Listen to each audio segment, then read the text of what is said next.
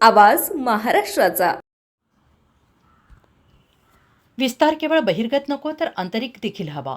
सद्गुरुमाता सुदीक्षाजी महाराज. विस्तार केवळ बहिर्गत नको तर तो आंतरिक देखील हवा. प्रत्येक कार्य करत असताना या निराकार प्रभू परमात्म्याची जाणीव ठेवता येते, परंतु अगोदर याची ओळख होणं गरजेचं आहे.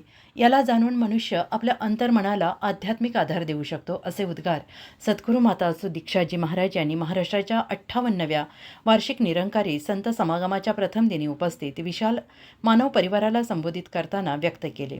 सद्गुरू माता सुदीक्षाजी आणि आदरणीय निरंकारी राजपिता रमितजी यांच्या पावन सान्निध्यात आयोजित या 3 दिवसीय संत समागमामध्ये देशविदेशातून लाखोंच्या संख्येनं भाविक भक्तगण सहभागी झाले असून सद्गुरूंच्या दिव्य प्रदर्शनाचा आणि दर्शनाचा प्रवचनाचा लाभ करत आहेत. सद्गुरू माताजींनी आपल्या अमृतवाणीमध्ये पुढे सांगितले की भक्तीचे कोणतेही निश्चित स्थान किंवा समय असत नाही, ती जीवनाच्या प्रत्येक क्षणी करता येऊ शकते. उदाहरण देताना त्यांनी सांगितलं, ज्याप्रमाणे फूल आपला सुगंध कोणत्याही प्रयासाविना चहुदिशेला पसरवत असते, तद्वत भक्तीचा वास्तविक अनुभव कोणत्याही दिखाव्याविना आत्मविसात केला जाऊ शकतो. आणि भक्ती म्हणजे एखादी विशिष्ट क्रिया नसून जीवनाच्या प्रत्येक क्षेत्रामध्ये परमात्म्याची जाणीव ठेवणे होय.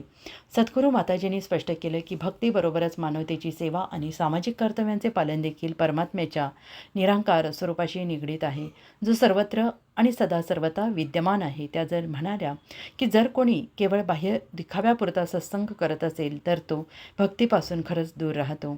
खरी भक्ती तेव्हा सुरू होते जेव्हा मनवचन कर्माने आत्मा परमात्म्याशी एकरूप होतो, ज्या योगे सहजपणे जीवनात प्रेम आणि सेवेचा भाव उत्पन्न होतो. भक्तीच्या माध्यमातून केवळ मनुष्याचे व्यक्तिगत जीवन बदलून जात नाही, तर समाजामध्ये सकारात्मक परिवर्तन घडवून आणता येते. सद्गुरू माताजी म्हणाल्या की आत्मिक उन्नतीसाठी परमात्म्याच्या भक्तीची प्रेरणा माणसाला प्राप्त व्हावी, हाच संत समागमाचा मुख्य उद्देश आहे. सद्गुरू माताजींनी समाजामध्ये एकात्मता कायम टिकवणे, पर्यावरणाचे रक्षण करणे आणि मानवतेची सेवा करणे हेही भक्तीचे अभिन्न अंग असल्याचं सांगून जीवनात भक्तीला सदैव प्राथमिकता द्यायला हवी असं म्हटलं आहे. त्यांनी भक्तगणांना आवाहन केलं आहे की त्यांनी आपल्या जीवनात जिवंतपणीच भक्ती आणि आत्मसुधार करण्यावर लक्ष केंद्रित करावे, कारण जीवन अनिश्चित आहे आणि त्यामुळे आपण क्षणोक्षणी परमात्म्याच्या उपस्थितीची जाणीव ही ठेवलीच पाहिजे. समागमाच्या प्रथम दिनी बालकवी दरबार विशेष आकर्षणाचे कारण ठरला, ज्यामध्ये बालसंतांनी विस्तार असीम की ओर, विस्तार अनंताच्या दिशेने या विषयावर आधारित आपापल्या कविता सादर केल्या आणि यामध्ये मराठी, हिंदी, इंग्रजी रचनांचा समावेश होता. समागमाच्या दुसऱ्या दिवशी आयोजित झाली सेवादल रॅली. निरंकारी समागमाच्या दुसऱ्या दिवशी सकाळी एक भव्य सेवादल रॅली आयोजित करण्यात आली, ज्यामध्ये हजारोंच्या संख्येनं महिला आणि पुरुष स्वयंसेवकांनी आपापल्या खाकी आणि निळ्या वर्दीमध्ये सुसज्जित होऊन भाग घेतला. सद्गुरू माता सुदीक्षाजी महाराज आणि आदरणीय निरंकारी राजपिता रमितजी यांचे रॅलीमध्ये आगमन होताच मिशनच्या सेवादल अधिकाऱ्यांनी त्यांचे स्वागत आणि अभिनंदन केलं आणि त्यानंतर या दिव्य युगलाने सेवादल रॅलीचे अवलोकन केलं आणि सद्गुरू माताजींनी शांतीचे प्रतीक स्वरूप मिशनच्या श्वेतध्वजाचे आरोहण केले. या रॅलीमध्ये मिशनच्या शिकवणुकीवर आधारित लघुनाटिकांचे सादरीकरण सेवादल सदस्यांकडून करण्यात आले, ज्यांच्या माध्यमातून भक्तीमध्ये सेवेचे महत्त्व अधोरेखित करण्यात आले. काही प्रमुख नाटिकांमध्ये विवेकाच्या दिशेनं प्रवास तसेच सेवेमध्ये कर्तव्याची भावना इत्यादी शिकवणुकींची प्रेरणा देण्यात आली. या व्यतिरिक्त शारीरिक व्यायाम आणि मल्लखांब यांसारखे साहसी खेळ सादर करण्यात आले, ज्यायोगे मानसिक आणि शारीरिक तंदुरुस्तीवर भर देण्यात आला. या प्रस्तुती सादर करण्यामध्ये महाराष्ट्राच्या विविध भागातील जसे कोकण, मराठवाडा, खानदेश, विदर्भ, मुंबई आणि पश्चिम महाराष्ट्र येथील सेवादल युनिट्सचा समावेश होता. रॅलीमध्ये सेवादल बंधू भगिनींना आपले आशीर्वाद प्रदान करताना सद्गुरू माता सुदीक्षाजी महाराज म्हणाल्या की सेवादलाचे सदस्य 24 तास सेवेमध्ये असतात. त्यांनी अहंकाररहित होऊन मर्यादा आणि अनुशासनाचे पालन करत सेवा करत जायचे आहे.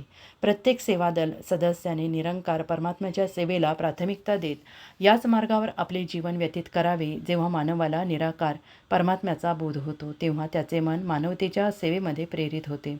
वर्दी परिधान करून किंवा वर्दीशिवायही सेवा करता येते, तथापि वर्दी परिधान केल्यानंतर जबाबदारी वाढते. सेवा सदोदित पूर्ण तन्मयतेने आणि समर्पित भावनेने निर्धारित आदेशांचे पालन करावी आणि अशीच सेवा आनंददायक ठरते आणि अशा सेवेलाच आपण विस्तार द्यायचा आहे.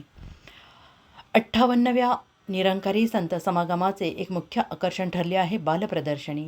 महाराष्ट्राच्या जवळपास 17 शहरातून या प्रदर्शनीमध्ये प्रेरणादायी मॉडेल्स मांडण्यात आलेले आहेत. त्यामध्ये विस्तार अनंताच्या दिशेनं या मॉडेलमधून जीवनाला असीम परमात्म्याच्या दिशेने विस्तारित करण्याची प्रेरणा प्राप्त होत असून चायनीज बांबूच्या मॉडेलमधून ही शिकवण दिली जात आहे की ज्याप्रमाणे बांबूची लागवड केल्यानंतर जवळपास 4 वर्ष त्याला खतपाणी घालावं लागतं. 5व्या वर्षापासून तो बांबू शीघ्रगतीने वाढू लागतो. तद्वत जीवनात कोणतेही लक्ष्य प्राप्त करण्यासाठी सातत्यपूर्ण प्रयत्नांची गरज असतेच. शिवाय संयम आणि विश्वासाने योग्य वेळ येण्याची वाट पाहावी लागते. अशाच प्रकारे अनेक मॉडेल्समधून मुलांनी मोठ्या कल्पकतेने मिशनकडून दिली जाणारी मौलिक शिकवण प्रस्तुत केली आहे. सुंदर शिकवण देणाऱ्या मॉडेल्सद्वारे मुलांनी तयार केलेली ही प्रदर्शनं पाहणारे भाविक भक्तगण तसेच पुणे आणि पिंपरी शहरातील अनेक शाळांमधून आलेल्या विद्यार्थ्यांनी प्रदर्शन तयार करणाऱ्या बालसंतांचं कौतुक केलं आहे.